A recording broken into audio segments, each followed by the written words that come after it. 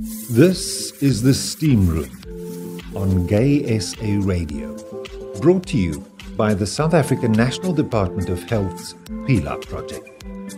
Up next, we have an interview with someone who knows a lot more about smoking. Welcome to The Steam Room. Today we chat to Wendy Gidlow about smoke enders. Hi Wendy, welcome. Hello Ray. Please tell us a little bit about not only yourself, but then also your company and what you do. Hi Ray. Well, I was a smoker, a very heavy smoker, back in the days when you could smoke everywhere. And I was smoking 2 to 3 packs a day.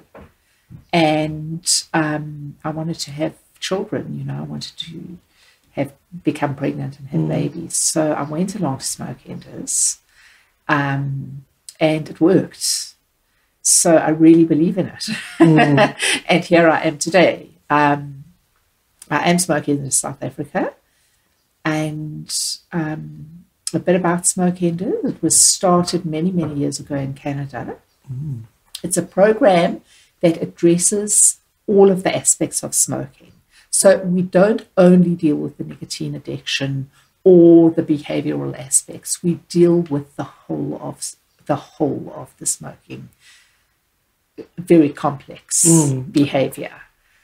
The smoke enders course is a 6-week course.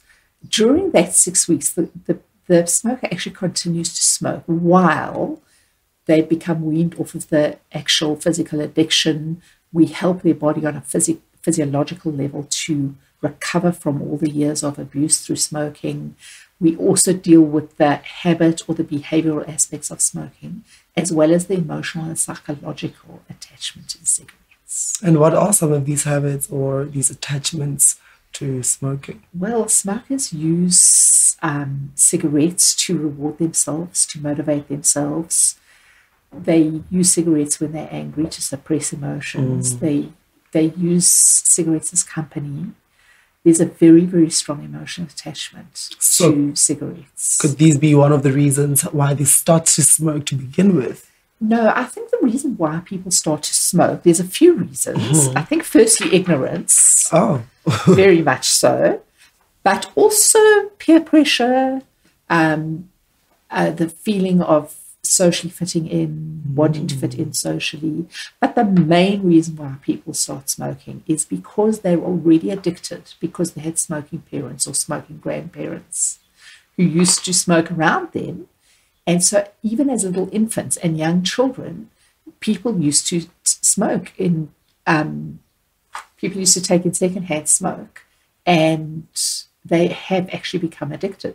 So by the time they try their first puff, their body absolutely loves it and craves more. Knows it. It's familiar. Yes. Oh, it's very, very interesting. And what are some of the very common dangers that are partnered with smoking? Well, smoking affects your body in many different ways.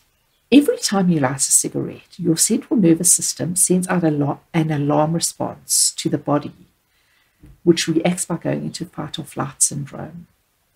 Adrenaline is released, and this causes stress and affects all of the organs in the body. Your heart rate increases. A smoker's heart beats an average of 10,000 times a day more often than a non-smoker's heart. Blood vessels constrict, and a coagulant is released into the blood, causing increased blood pressure and increased chances of clotting or stroke. The oxygen levels in the blood are decreased, affecting brain function and memory, eyesight, complexion, skin elasticity, etc.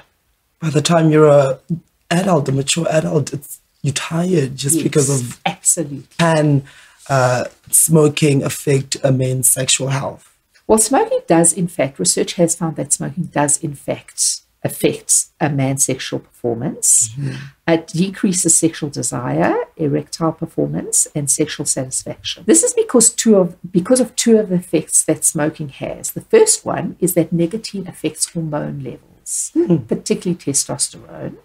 Also, smoking leads to narrowing of the arteries, which means that it can restrict blood flow to the penis. So you'd say it's more dangerous for men? Yeah, it's not going to help your sexual performance. Let's put it that way. All right, then. Why is it sometimes so hard for people to quit then? Because some people do feel the difference in their lives and they're like, you know what, I don't want to do this. But then it's really hard for them to make that decision or to try and quit. Why is that? Well, the reason why it's so very difficult to quit is that nicotine is highly addictive. It's actually the third most addictive substance known to man, only after crack and smack. So it's extremely addictive. People don't realize how very addictive it is. And then, of course, as well as the addiction, there's the physiological, the psychological, the emotional, and the behavioral aspects of smoking, which are also really significant. And what are some of the first steps a person needs to take to when they decide they want to quit smoking? A smoker needs to make is to be honest with themselves about smoking and admit that they want to stop. Now, this is much easier said than done because it takes a huge amount of courage to face the truth about your addiction and even more courage to admit that you want to stop, because smokers don't feel in control of this addiction and therefore they fear failure. Would you think that an intervention from the people that love you makes a difference, or does it push them even closer to rebellion and then they light up a cigarette immediately? Because some people are very loved by their families and friends and they want to see that change in their life. But then some are not that open to the idea and they know there's something wrong, but they're very in denial also. Yeah, I think both of those are true. I think if an intervention is done in the correct way, in a non-threatening way, it could help. But if it's not done correctly, it could actually make people more rebellious and more defensive. So a lot of the time, people don't admit that they want to stop smoking because they don't know how. They don't know that they can stop smoking. And it's a really difficult thing to do by yourself. And that's where we come in. We help people to stop smoking. We give them a way that makes it not only easy, but actually possible for them. Oh, wow. And what are some of the steps that you guys take in your courses? What are some of the things that you guys do to help people stop? Firstly, the addiction. We help the body to start to detox. We activate it to detox and start to get healthier and start to heal, while at the same time weaning the smoker off of the actual addiction. Yeah. And would you say that all nicotine is bad for you? All nicotine is really bad for you. Nicotine Cigars. is addictive. If it's got tobacco in it, it's got nicotine in it. And nicotine is not only addictive, it's really poisonous. If you put one drop of pure nicotine oil on your tongue, you would die within minutes. It is really lethal. What's your opinion about people that smoke socially and think that it does not really make a difference? That only when their friends are around or they're at parties drinking and then they feel that urge to smoke, and they say that's the only time they smoke. Yes. Well, to those people, perhaps they're lucky and they'll never become addicted. However, I think it's really risky to smoke socially because a lot of people that come to me that are very addictive smokers started socially and it just becomes an addiction. It is addictive. It's a trend. Yeah, it can catch you. It can get the better of you. So I would say be careful to those people that are smoking socially. How important do you think that we need to stress the dangers of smoking so that people can be aware and know all the information? Yeah. You know, I don't believe that scaring people stops them from smoking.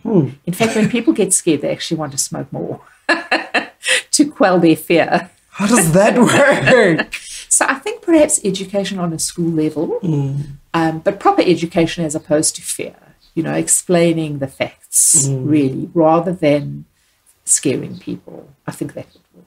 All right. And for people that drink and smoke and want to quit smoking, would you advise them to also quit the drinking while they're at it? Well, alcohol is a really big trigger in smoking. And there's an emotional trigger. People like to have a drink with their smoke. But there's also a chemical trigger between the two.